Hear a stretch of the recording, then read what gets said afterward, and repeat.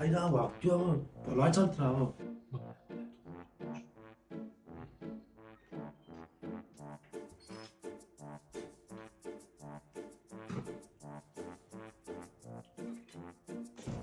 Neymiş yapıyordum o?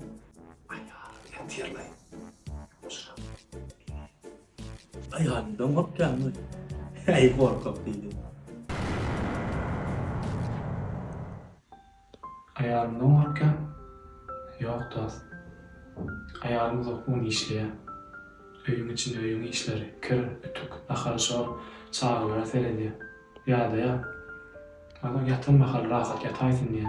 Sıylayan, seviyen. Men eğer yatan bakar korkulap, takırlıklap gördüm, turaysam. Min rojam ütku dişim oğlu diye onu. Ben yine atak oraymasın. Aha. Yolu bak şimdi. Tehlikeli doğru.